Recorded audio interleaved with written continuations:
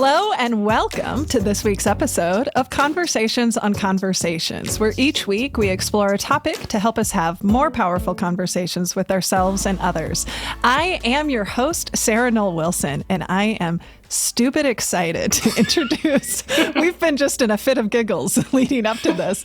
I'm so excited to introduce you to our guest today, Dr. Tina Opie, who has been on my moonshot list for a long time to get her on the show. And I'm so excited to be in conversation where we will be exploring the book that she co-wrote called Shared Sisterhood, which explores how the relationship between Black women and white women really is going to be one of the keys for us to move equity forward. And also, she's one of my favorite people. I know Twitter is dead, but if it wasn't for Twitter, I wouldn't have met this incredible human. So let me tell you just a little bit about her. So Dr. Tina Opie is the founder of OCG. She brings more than 20 years experience in strategic management and organizational behavior. She is an award-winning researcher, consultant, associate professor of management at Babson College. Dr. Opie advises small and large firms and individuals in the financial services, entertainment, media, beauty, educational, healthcare industry, among others. Her work has appeared in such outlets as O Magazine, The Washington Post, The Boston Globe, Harvard Business Review. She is also a regular commentator on the Harvard Business Review Women's at Work podcast and Greater Boston's NPR affiliate television station, WGBH. As a thought leader who combines practice and theory, her work has proven to generate high-impact solutions that unleash the power of authenticity in organizations.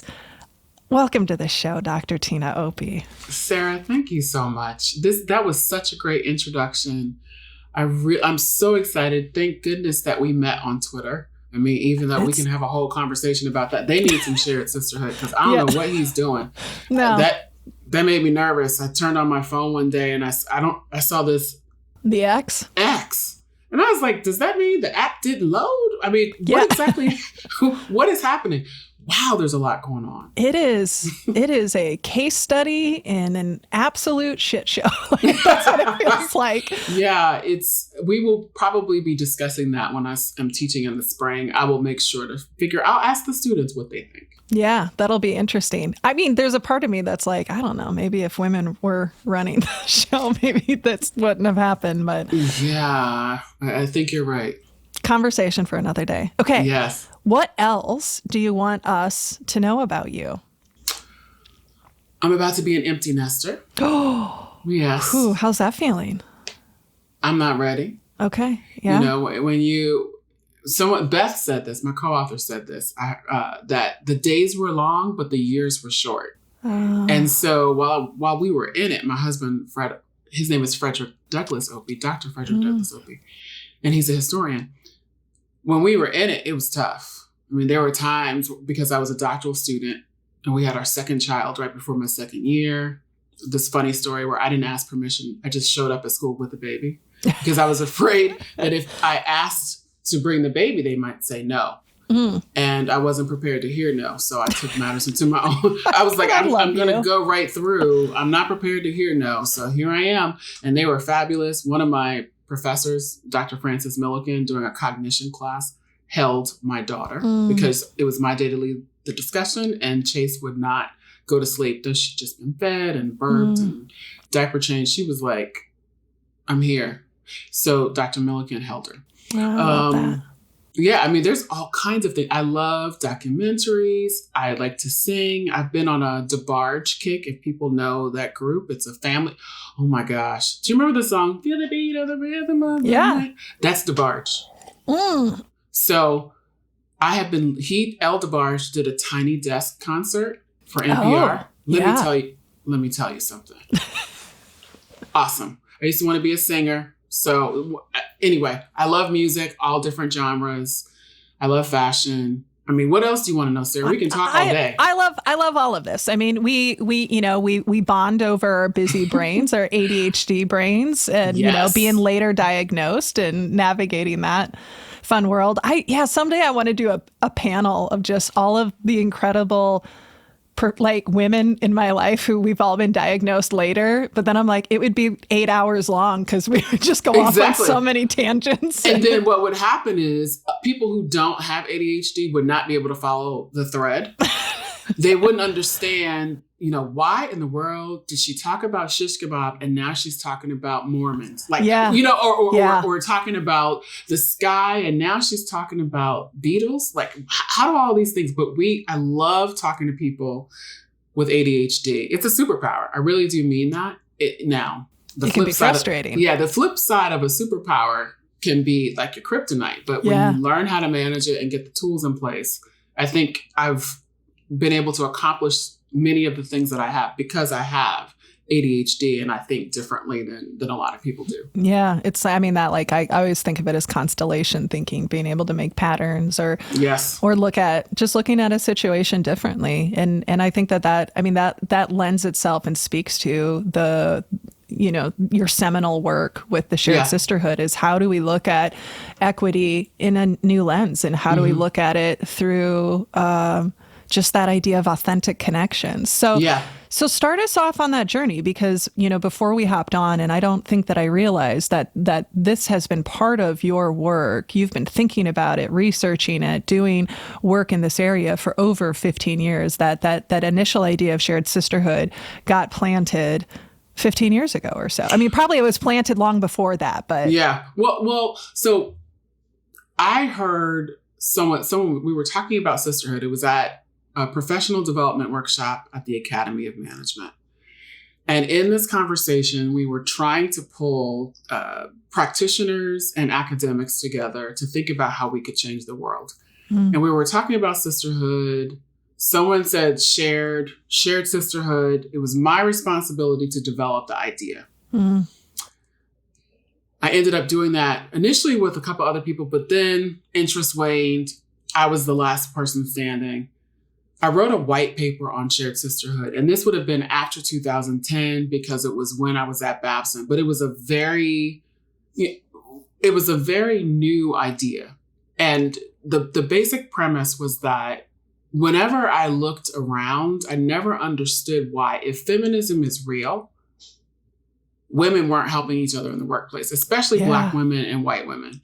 And listen, the concept of shared sisterhood applies to many contexts, but the origin story of it was, look, why aren't Black and white women helping each other? Specifically, why aren't white women who typically have more positions of power helping other women who have less power? Yeah. If feminism is real. And my husband is a historian and we have tons of books all over the house. And, I go to the library also reading on the history of the workforce, history of the labor force, and just seeing that there have been, while women of different racial ethnicities were in the workplace, there did not seem to be a lot of collaboration, a lot of coalition building. And of course, yes, I acknowledge that there were exceptions to that. I mean, I think about how Miss Magazine was founded, et cetera, but that's in the 70s. So it frustrated me. And I have always been a person, when I see the thing or the things that are affecting most of us,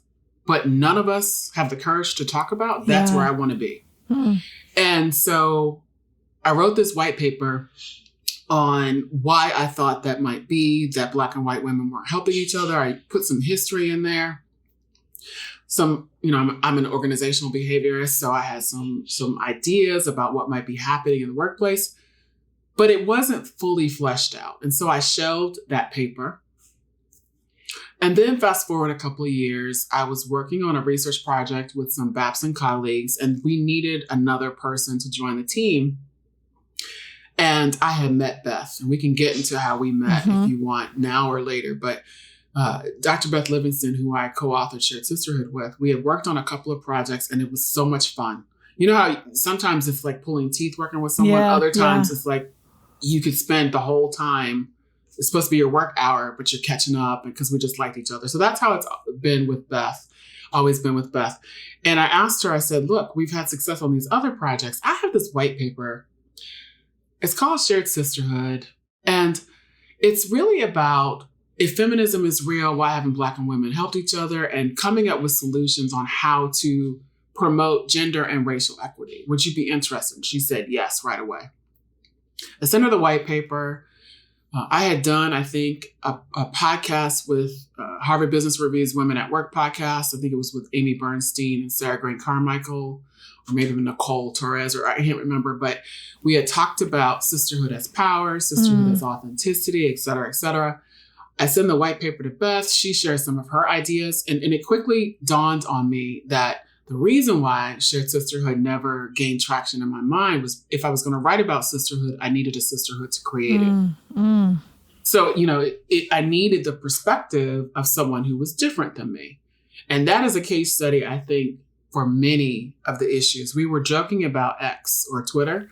I do believe that if Mr. Musk had people around him who were different, who he would listen to, he would be able to resolve some of the business challenges that he's confronting. And there's so much research which shows that diversity, having people from different backgrounds, if you know how to properly manage it, will lead to better outcomes. But it is a misnomer to think that diversity always works. Right. Because there are so many people who think, we're just going to throw a bunch of different people into a room and by osmosis or photosynthesis or something, they're going to pick up the benefits of people being different. That's a lie. Yeah. That you can actually end up shooting yourself in the foot, because when people are different, there's two different types of conflict, at least. There's relational conflict and there's task conflict.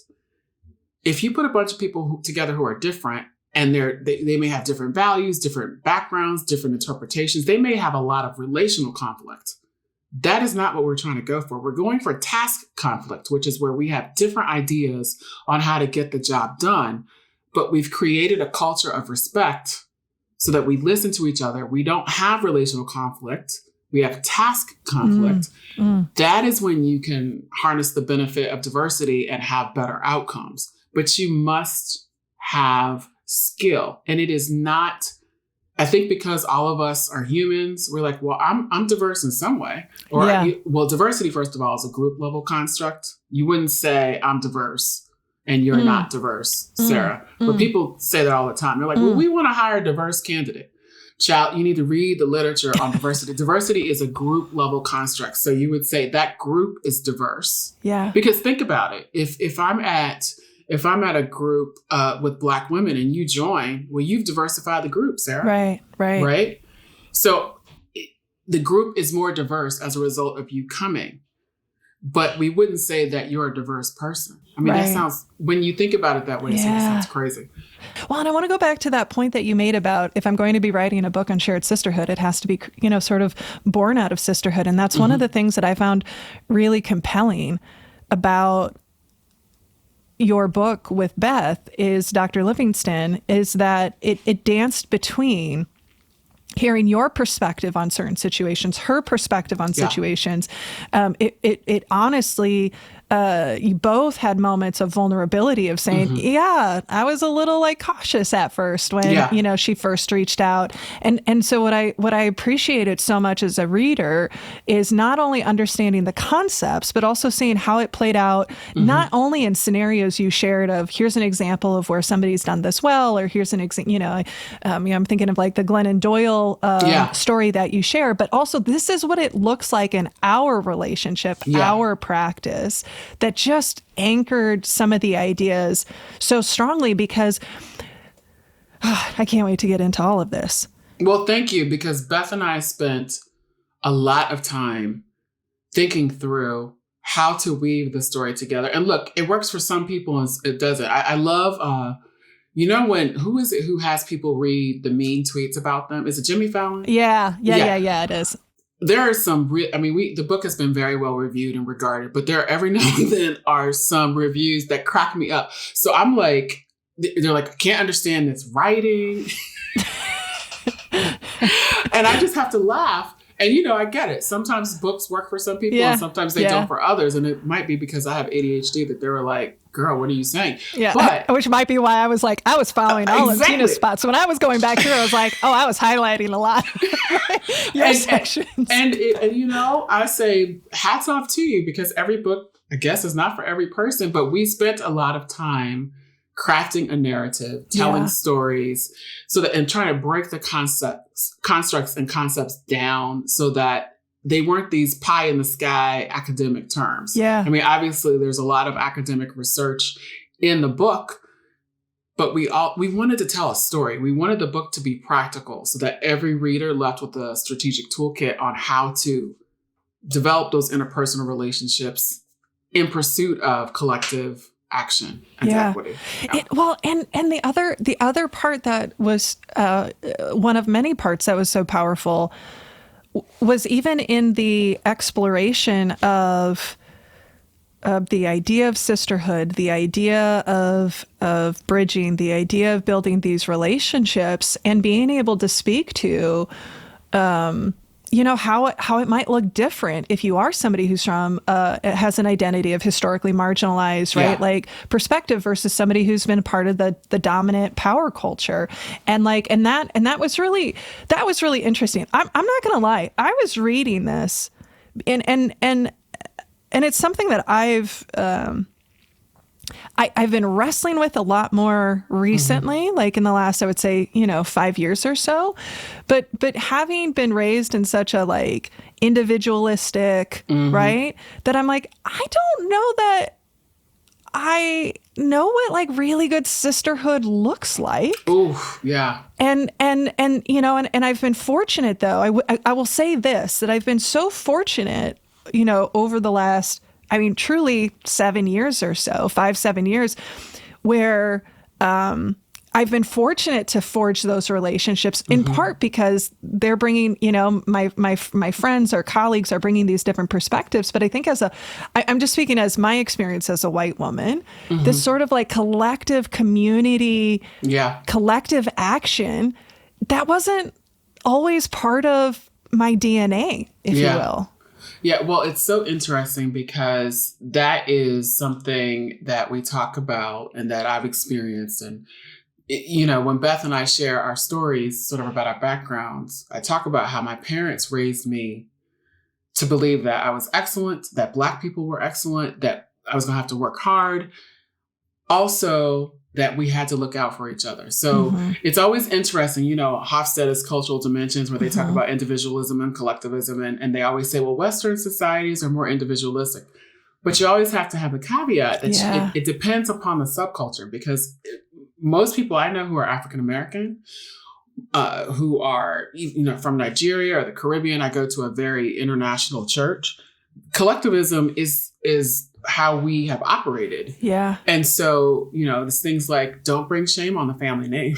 Sure. You need to look out for each other in the workplace because it may be a hostile environment. The only way that we're going to get ahead is if all of us progress, because all of us are confronting or we are confronting the system, honestly, that's often anti-Black. Sure. Yeah. And versus white women, and some of this is, we talk about this in the book. I want to pay homage to Doctors Ella Bell and Stella and Como. And they wrote a book called Our Separate Ways. And almost every time I talk about this, I mention them because I stand on their shoulders. They have really made a path. There are other people as well, but this particular book, Our Separate Ways, describes how what I just said about Black women, that's sort of a community of resistance. Yeah. We knew that we were going to receive resistance when we went into the workplace.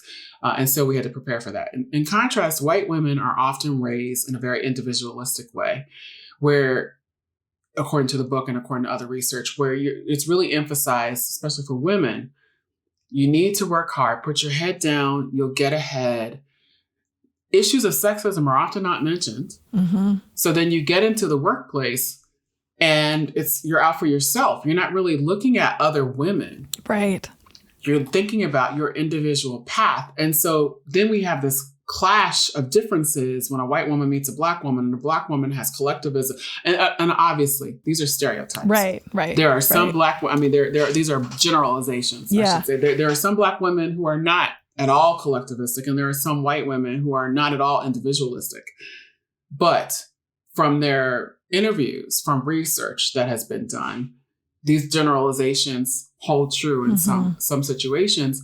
And so you have this clash, this culture clash, and it can be challenging to traverse that, to bridge and to connect.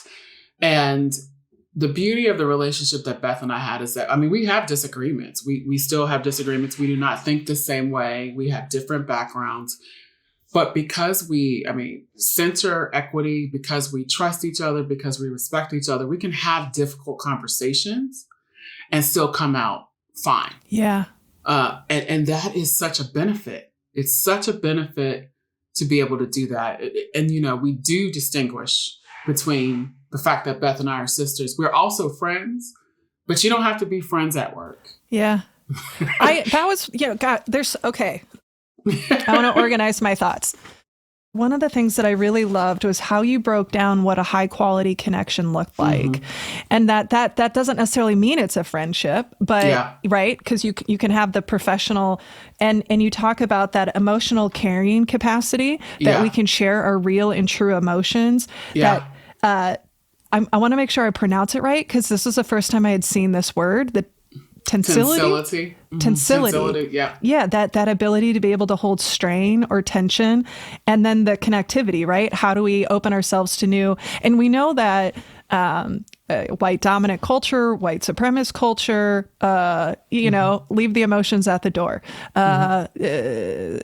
Very either or thinking, right? Like it's hard for us to sit in the mess and in the disagreements. And, and when I look at this through the lens of being a Midwest white woman, I lovingly say, they talk about Midwest nice. And I was like, no, we're violently polite. Like we are very violently polite. And that's a muscle that I've had to build, particularly that sitting, and you speak about this in the book about balancing that like strong desire to be liked, the strong desire to be aligned with your perspective of your moral view of yourself. Yes. And the reality is that, and again, this is something that I'm so grateful for, that as my world has evolved and as my life has evolved, I have more people who have role modeled and shown me this is what it looks like to disagree and be uncomfortable. This is what it looks like to fight with that.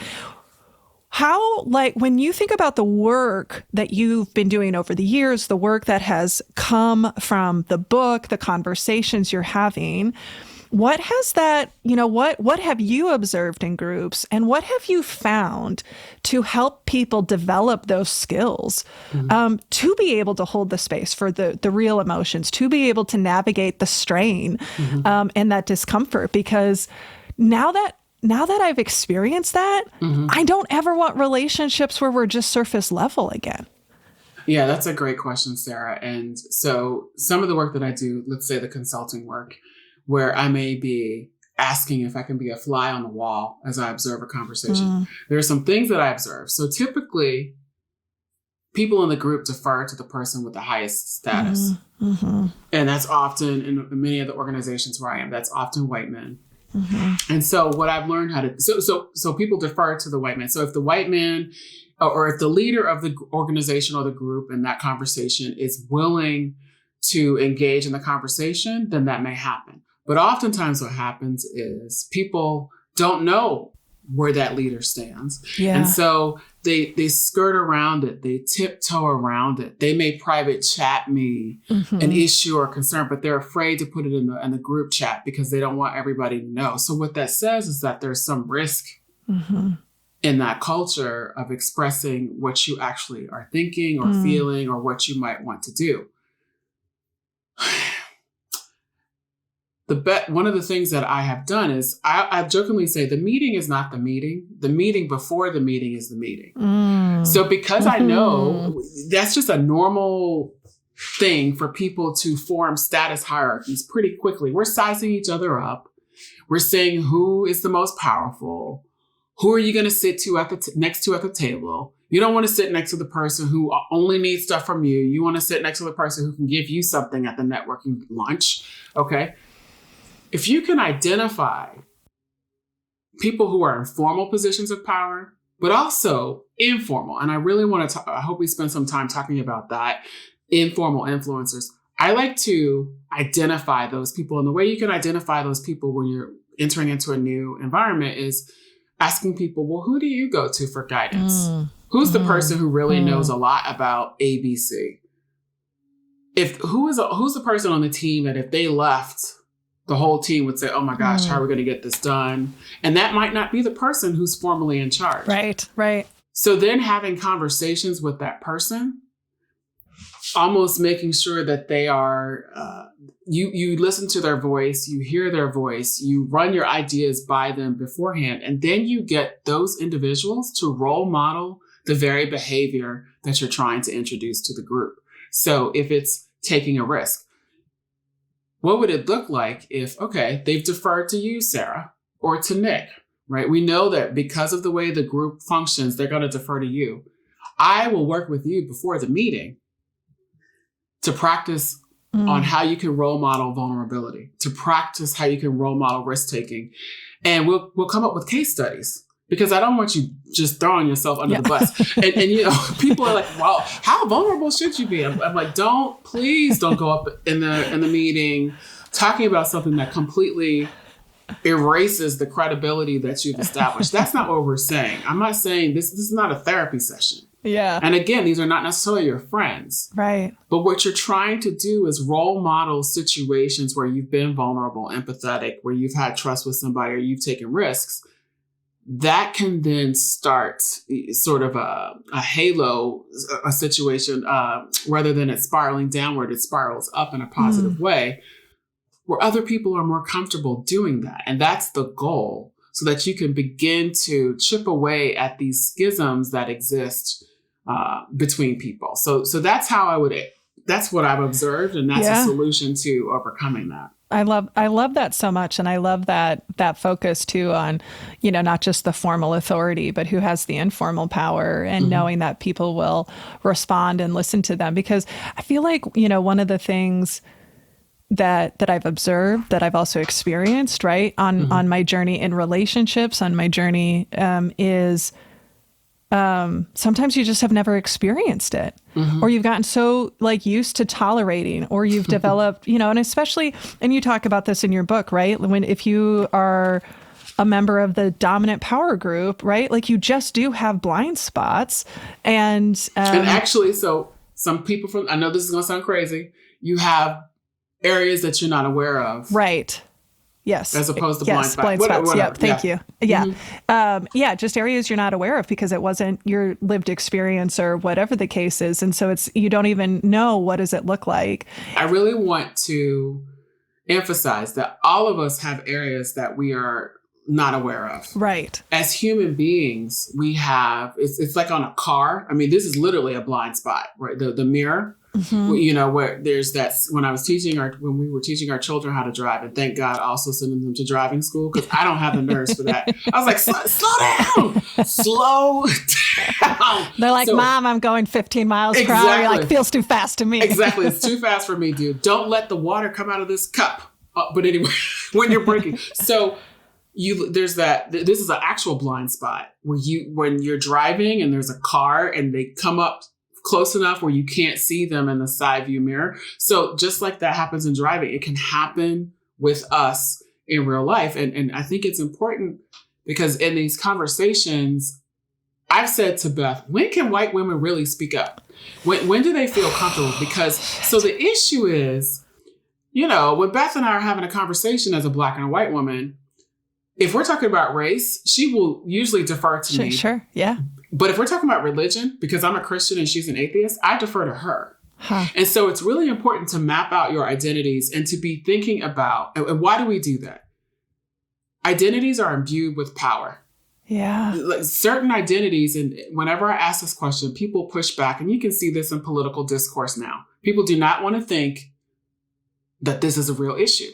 Yeah. But historically, there have been some groups that have had more access to and control over resources. And that's how we define power. And historically, there have been some groups that have had less access to and control over resources. When you are in a power dominant culture, or when they're power dominant identity, the way that you see the world is often normative. It's just how it is. And as a result, you're not as sensitive to challenges, to alternative perspectives. And one of the best examples of this is, I'll use Christianity because I'm a Christian.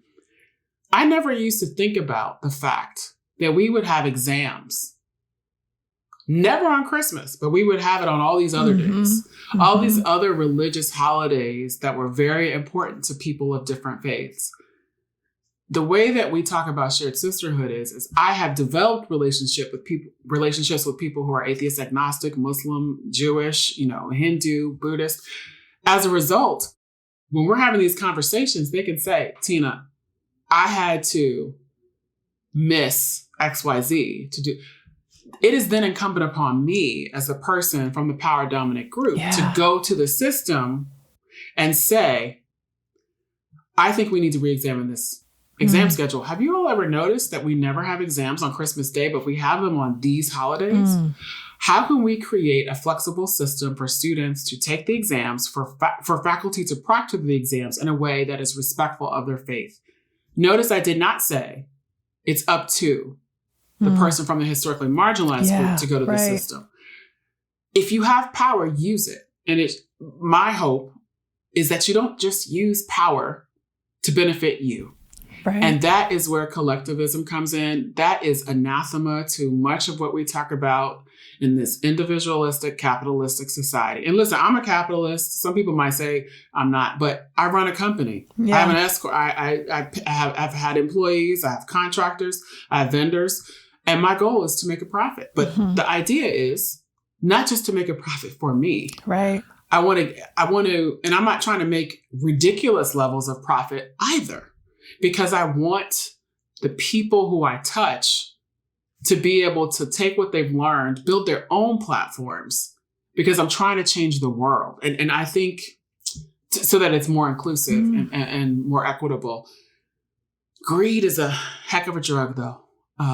And I think when I start having these conversations, that's when people are going to say she sounds Marxist or socialist. And I'm a capitalist, but I also am a Christian person and a human being who cares for other people. And there are certain things that I think should just be guaranteed, like healthcare, like housing, like being treated with respect, education, exactly, food. I think that anyway, don't get me started preaching on that. I mean, you're preaching to the choir on that one. It's like, and how do we do it in a way that doesn't harm people so much? And how, or like at all, right? Like, how do we do it in a way that works better for human sustainability instead of just the few at the top or whatever the case might be? I think that's, that was something early on in the book you spoke to, of just that recognition of needing to push against the system a bit, of, needing to create a framework. And, and I wrote this and I started down that rejected the white supremacist professionalism that prioritized the transactional nature of business over authentic connection and liberation. Yes. And that was really, that was just such a really powerful we can't change the world with the same tools that got us in these, like a little bit into these places. And I, that point you made earlier, I do want to go back to, thanks for I know I can let my brain jump with you, because I know you're like, I'm tracking you, Sarah. It's fine. No, you're good. Right on, But just that idea of one of the steps we can all take is to be very aware of what power dominant groups we're a part of, and how do we listen to those who are not, especially related to their experience, and then how do we use the privilege and power we have, right, to help change the system. And I don't even know where my question is. I just want to reiterate all of this. I think that being introspective, remaining curious, being intellectually open, those are such critical skills. And what I see, wealth concentration in the United States, I think it's something like the bottom 50% of earners own less than 3% of the wealth in the country. And like almost 70% of the wealth is owned by the top 10% of the earners.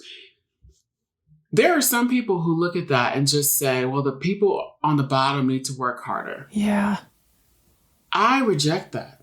Some of the hardest working people I know are poor. And this may be offensive to people, but I've said if hard work was what it took to become wealthy, Black people would own this world. We would own this country.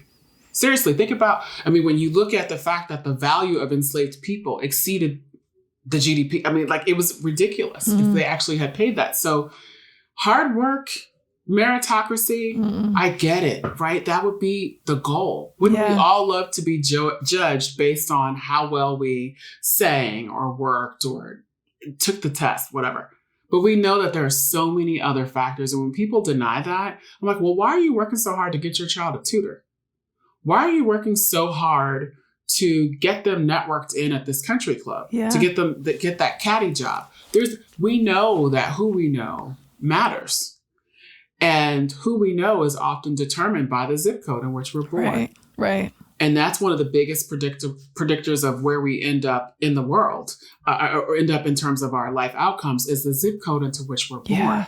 That's, again, that elephant. So many people don't want to talk about it. They want to act as though it's not true. You just have to put your head down and work. And that's just simply not true. It's untrue.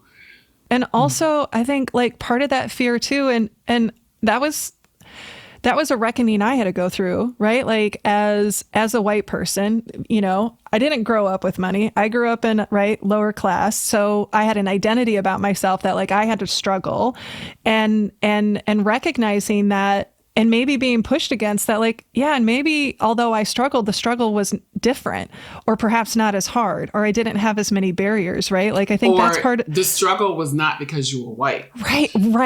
That's the thing. Right. And that's what I try to tell people. You're welcome. It is so important that we respect each other's experiences, because when I talk to white people, that's what I often say. I'm not negating the fact that you had a struggle. I'm just informing you that given the way that our world is built, your struggle was probably not because you were white. Right. But there are plenty of people who literally have been excluded, have been shut out, have been prevented from ascending because of their race or ethnicity or their gender or their sexual orientation or their immigration status or something. Surely we can see that. But we have people who will look at the same array of status, and they will make different inferences. And when it comes down to it, I've asked people, I was at a bank working with a client. It was a global bank.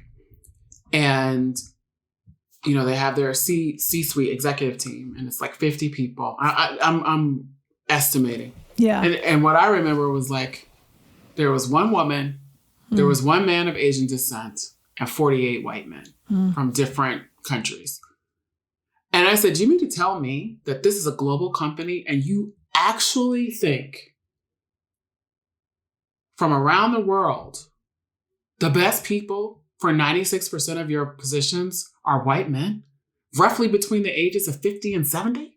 Like, they're not even young. They don't even have age. I'm young, but you know what I mean? So they're in a particular age. And so that question ruffled a lot of feathers. Sure. But I think you have to ask yourself, because what's the inference? Either you're telling me that these were the most, when you're saying that these are the most qualified people, then that means that other people are not qualified. Is that really what we think? Really? I don't think so. I think if you peel back the layers, you'll realize that all these people are probably networked in a particular way. Yeah. They meet a particular prototype. And so they're more palatable to the organization. But that does not mean that Sarah or Tina or whoever is not just as, if not more qualified to be in those positions. But that is what I think people are afraid of. When you, the step further than that is when you are in an organization and you begin to hire the people who can get the job done best, you can actually increase the pie. Right. And so, I've had people say, well, how do you deal with this? Because white men often feel like they're being cut out, like they're going to lose something. And I say, well, you may.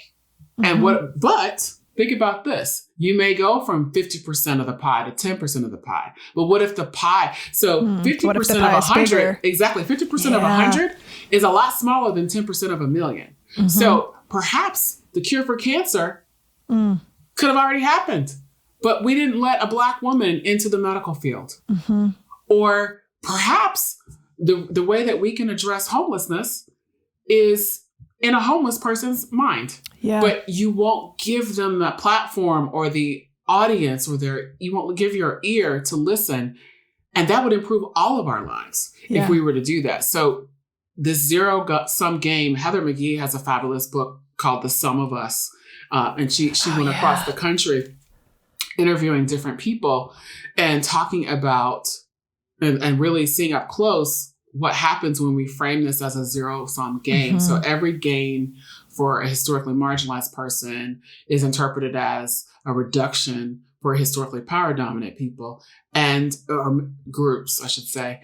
And that's a fallacy. It's simply not true. But I think we don't have enough people who are courageous enough to step out and examine and experiment and really have these kinds of discussions. But it comes down to fear. I think it comes down to fear.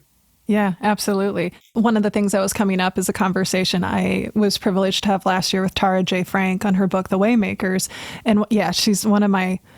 She's awesome. I just want her to run for office, and I want to give her all of my money. Like, there's just... Mm-hmm. So Tara, if you're listening to this, please run for office. Yes, Tara. But, she talked about, I might be butchering the way that she explained it, but, just this idea when people are like, yeah, but what about my son, right? Like as my white son or whatever. And it's like, well, first of all, like even the asking of that implies that was his position to begin with, that that was his spot to begin with. He was even entitled. That is a default thinking of, right, like privilege, if you will. Mm-hmm. And the thing that's, to your point, there's so much research. Like the research is kind of like, I don't know if it's fair to say this, but that when you do open up and you are, like you said earlier in the conversation, able to bring in more diverse perspectives, have different people with different lived experiences, when you're able to harness that power as a company, you just will perform better. You will be able to do that. The other thing I'll say is on my journey, especially growing up in a very white dominant culture, right? Like it's very unusual for me to not be part of the dominant group, right? That I've had to learn to even see that because it's been so normalized. And that took people who were willing to take risks. That took friends of mine who were willing to say, what do you notice about all these speakers? And I was like, I don't know. Like, they're all from insurance. They're like, try again, Sarah. I'm like, oh shit, they're all white. I don't even take that into consideration because of, right, like my experience with that. So some of it is having folks who are willing to take the risk to say, hey, do you see this, right? And asking the questions like you did of this group, like, really, this is the best of the best. Like that's strange. Tell me more. Like, isn't that interesting to you? And my guess is a lot of people, when you're part of that dominant group, you just don't even question it. Our guest today has been Dr. Tina Opie. Please join us next week for part 2 of our conversation together. You can reach out to us at podcast@sarahnollwilson.com. You can find me on social media where my DMs are always open. And we always want to hear what came up for you, what resonated for you, what are you curious about? And if you'd like to support the show, you can do so in 2 ways. The first is really simple. Rate, review, and subscribe to the show on your preferred podcast platform. This helps us increase visibility and exposure so we can continue to bring on excellent guests like Dr. Tina Opie. And if you'd like to financially support the team that makes this show possible, you can do so by becoming a patron. You can go to patreon.com/conversationsonconversations, where your financial support will support the team and you'll get access to ad-free shows. You'll get the shows early and some pretty great, unique show swag. I want to just do a big shout out to the team that makes this show possible, to our producer, Nick Wilson, to our sound editor, Drew Knoll, our transcriptionist, Becky Reinert, our marketing consultant, Jessica Burge, and the rest of the Snowco crew. And just a big final thank you to Dr. Tina Opie and the incredible work that she's doing and everything that she has brought to this world. So excited to get the chance to be in conversation with her. This has been Conversations on Conversations. Thank you so much for listening, for giving us your time. And remember, when we can change the conversations we have with ourselves and others, we can change the world. So until next week, please be sure to rest, rehydrate, and we'll see you again soon.